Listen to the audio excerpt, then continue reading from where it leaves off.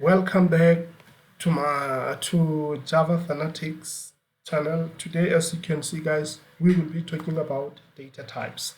And today, guys, I'm gonna try and break down data types so that at the end of this video tutorial, you pretty much know everything that you need to know about data types as defined in a Java language. So guys, first of all, when we're talking about types in Java, the foundation of types in Java is definitely primitive types. But before we even get into primitive types, what is a data type, guys? A data type, guys, specifies a type of data that can be stored in a particular thing. And guys, that type of data will normally have a range. That is now why I'm coming to primitive types. So guys, primitive types, we have 8 of them. And as you can see, it's Boolean, byte, short, int, long, float, double, and character. And for a Boolean, guys, it's a simple data type. It can only store 2 types of data or 2 categories of data, which is true or false. Nothing else, nothing more. That's basically it in Java language. And we also have what we call a byte, which is actually 8-bit. So guys, like I said, this type is in 2 ways: type of data and the size of data. So as you can see, a byte, guys, can take integral values. So integral values, guys, we mean values that do not have a decimal point, whole numbers without decimal point. And what is the size or the range of values that can fit into a byte? We see that it's 8-bit. And how is this represented? This range is represented this way. We have 2 to power 8 minus 1, negative 2 to power 8 minus 1, and from that point to 2 to power 7 minus 1. So let's see that. So 2 to power, according to our calculator, 2 to power 7, that's 128. All right. So having said that, guys, let's try and interrogate what we just said quickly. So we see that when you say byte, b equals to, we said negative 128. It starts from negative 128 and it ends at 2 to power 7 minus 1. And that should be 127. So any number that is outside of that range, that is outside of 127. So guys, let me just put it this way: 127 to 120. Okay, 127 here, sorry, and here it's 128. So any number that is not within this range will not fit in a byte. It will be an overflow, but in Java, the compiler doesn't even allow you to do that. So if you try to put 128 here, you see red lines, which now indicates that this value cannot fit in here. The same goes to a short. It's 16-bit, which is 2 to power negative 2 to power 15 to 2 to power 15 minus 1. The same goes to all other types. We also have floating point numbers. We have float, we have double.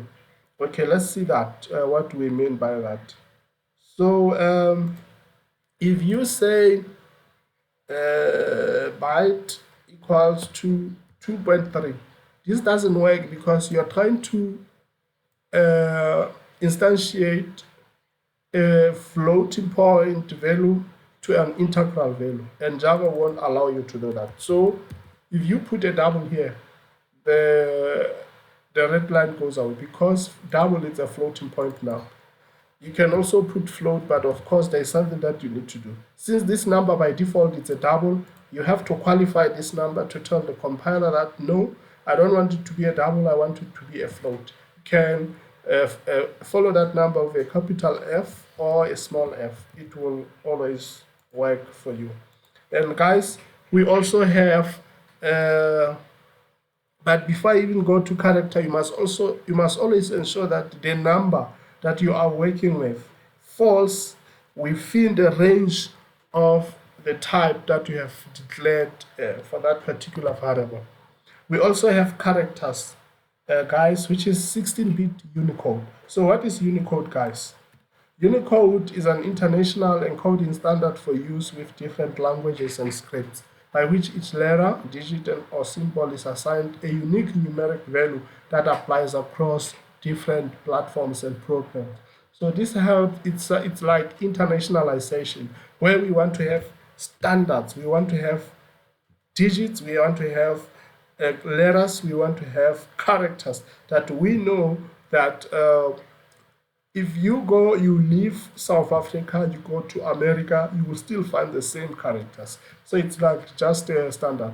So while we're still in this point, there is also what we call Ascii. So what's the difference between Ascii and Unicode? So Ascii, guys, it stands for American Standard Code for Information Interchange, and it uses 8-bit encoding. So Ascii code only contains 128 characters, as you can see in this table, guys. We see that capital A is in Ascii, it's 65. Let's prove that, guys. So let's say we have character A, capital A, we put it to 65, and we print A, capital A. So this should, okay, let me just put, yeah. If we run this program, it should give us capital A, because capital A in Ascii code is 65. As you can see, guys, there you go. If you say 66, it should give you capital B. As you can see, guys, there you go. If you put 64, it should give you another character that is specified in Ascii code.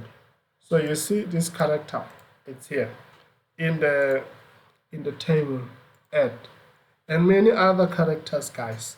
So another difference between the two is that Ascii code is not standardized, but Unicode is standardized.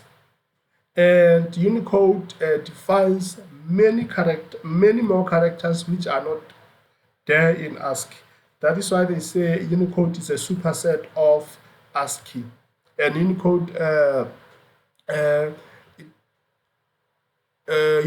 is also a character encoding, but it uses a variable bit encoding. So that's it about primitive types, data types. Guys, there is another special types in Java which are called reference types. So what are reference types? So reference type, guys, they refer to an object.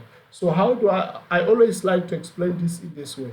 So reference types, they themselves do not hold a value, as we have seen with primitive type. When you say character A equals to 64, this means that A is actually equals to 64. But with reference types, it's not the case. They just refer to an object. They are just like, they do not in any way hold a value of the object they refer to. They simply refer to an object that resides in the heap. So if it's like a road sign. A road sign will be showing you where you can find a mall, maybe. But when you go to the road sign yourself, you won't find a mall. But it shows you where the mall is. Its reference type are basically like that. They point to something that is in a heap. It's like C++ pointers, which point to something. They themselves, they don't have values, but they are pointing to something. So when you do something like this in code, guys, when you say string s equals to Java, maybe. So this Java is not actually stored here. This is just pointing to where this Java is stored, because this Java is definitely stored in the string constant pool, in the heap. Yeah, so that's it, guys. Let's continue. And there are ways you guys can create the reference type. So you can create reference type by using the new keyword. So this is what we mean. You can say new string.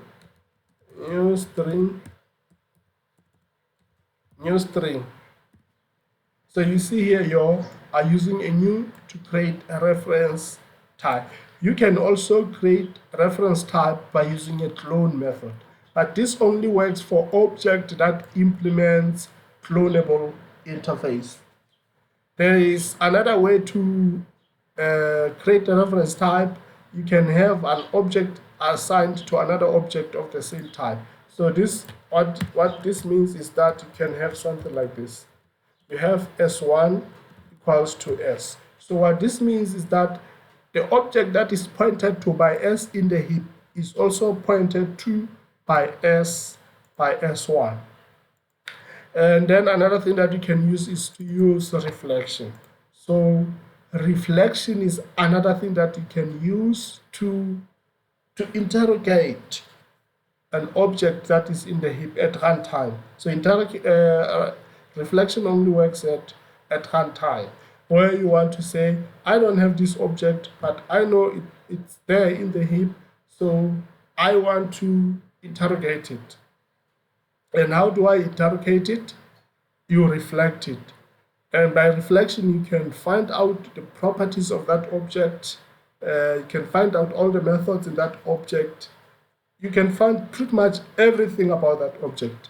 And there's a debate that says reflection breaks OOP principle encapsulation, because now you have access to everything, even private fields. So that privacy, in layman's term, you can say privacy is broken because now you can access everything.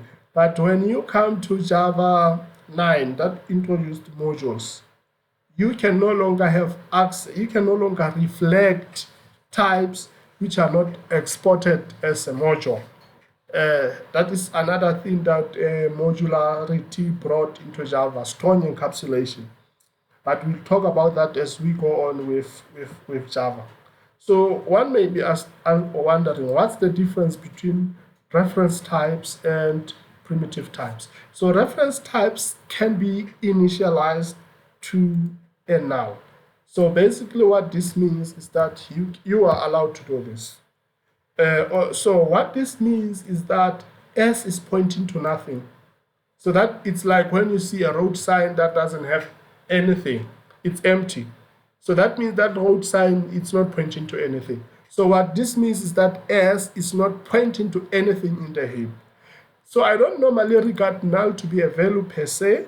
I like to say null, it actually indicates that a particular variable is not pointing to anything in the heap. What else? So we see that when the reference type is initialized to null, it means they currently do not point to any object in the heap. Reference type can be used to call methods when they do not point to a null value. So let's say we have Java here, and then we want to say cout s dot to uppercase.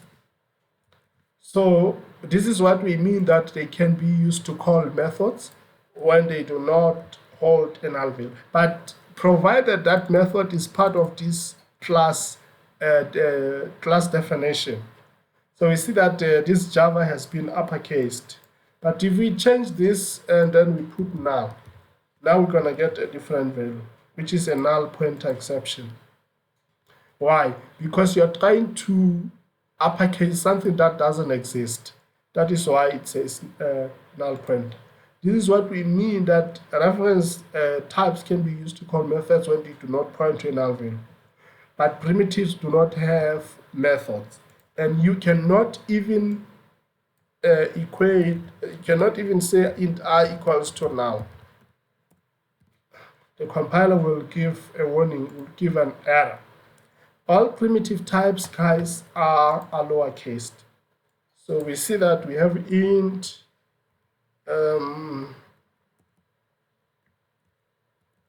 we have long, we have double,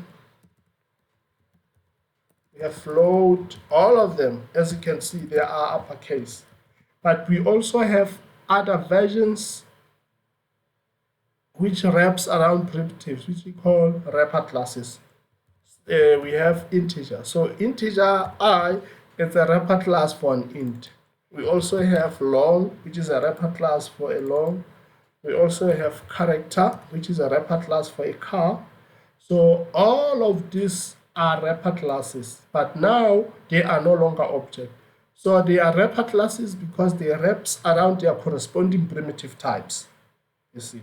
So that is what we mean by wrapper classes. So guys, thank you very much for watching this video tutorial. I hope you enjoyed it. I hope you learned something new. And guys, please don't forget to subscribe. Please smash that subscribe button, and I will see you in the next video tutorial where I'll be talking about local variables, initialization of objects, stuff like that. I hope you enjoyed, guys. Thank you very much. See you in the next video tutorial.